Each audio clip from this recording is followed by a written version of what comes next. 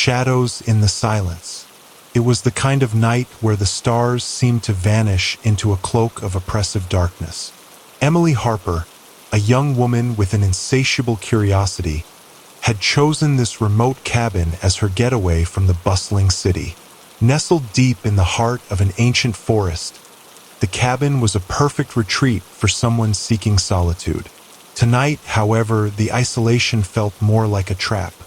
Emily adjusted the old-fashioned lantern on the wooden table, casting eerie, flickering shadows on the cabin walls. The wind howled outside, making the old logs creak and groan. The quiet was almost unbearable, a stark contrast to the constant noise she was used to. She had always loved the idea of escaping to the woods, but now, with the dense forest pressing in on all sides and the relentless wind battering the cabin, she felt an unsettling sense of being watched. She shook off the feeling, attributing it to her overactive imagination. Her phone, out of reach and with no signal, lay on the table beside her book. The only source of communication with the outside world was the landline that had seen better days. Emily picked up the book, trying to lose herself in its pages, but her eyes kept drifting to the darkened windows, where the silhouettes of the trees seemed to dance in the wind. The sudden clatter of a branch against the window made her jump. She let out a nervous laugh, trying to convince herself it was nothing. But as the hours passed, the feeling of being observed grew stronger. Emily's curiosity turned to dread as she began to question whether her secluded haven was truly as peaceful as she had hoped. The night wore on, and Emily decided to retire early. She made sure the doors were securely locked and the windows shut tight. As she settled into bed, the sound of the wind seemed to take on a menacing tone, its howls a chorus of ghostly whispers. Just as she was about to drift off, a loud thump from the living room jolted her awake. Her heart raced as she slowly got out of bed, gripping a flashlight for comfort. She crept down the hallway, the beam of the flashlight casting long, trembling shadows. The living room was as she had left it. Nothing seemed out of place. But as she turned to return to her room, she noticed something odd. The lantern on the table was flickering more intensely than before. She had turned it off before heading to bed. Her nerves were frayed, and she couldn't shake the feeling that she was not alone. The feeling intensified when she heard a soft scratching noise coming from the front door. Emily's breath quickened as she approached the door, peering through the peephole. All she could see was darkness. She hesitated but finally opened the door a crack, finding nothing but the howling wind and the forest's oppressive silence. As she closed the door, she noticed that the temperature in the cabin seemed to have dropped.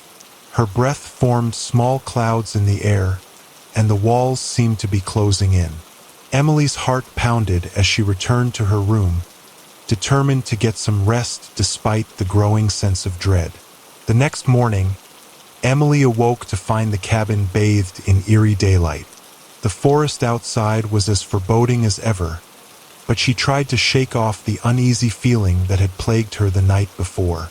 Determined to enjoy her retreat, she decided to explore the surrounding woods.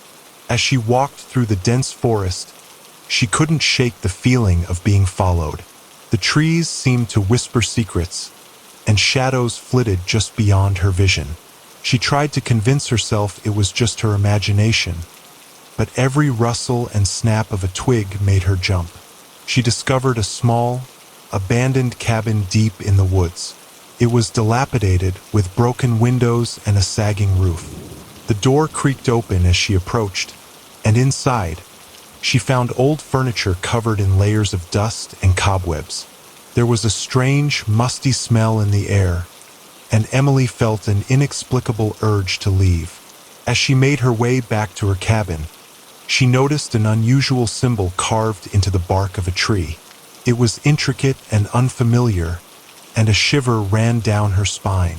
She hurried back to her own cabin, eager to escape the oppressive atmosphere of the forest.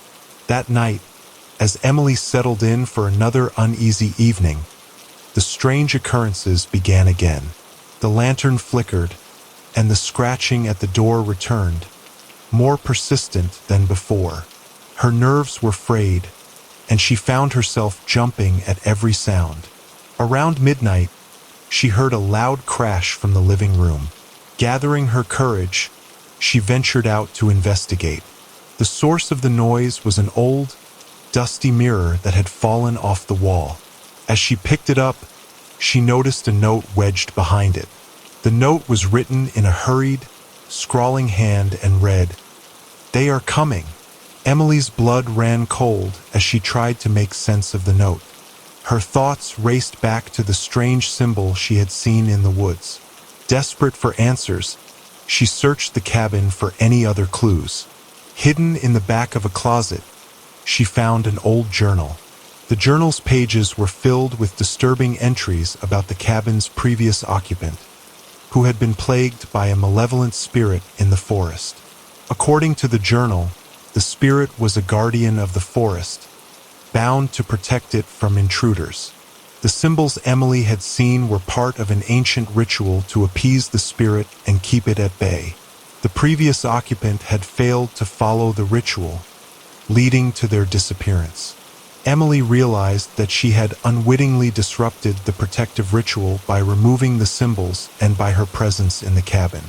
The spirit was growing restless, and she had to act quickly to appease it.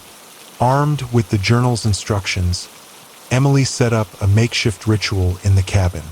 She followed the steps outlined in the journal, placing symbols around the cabin and chanting the ancient words.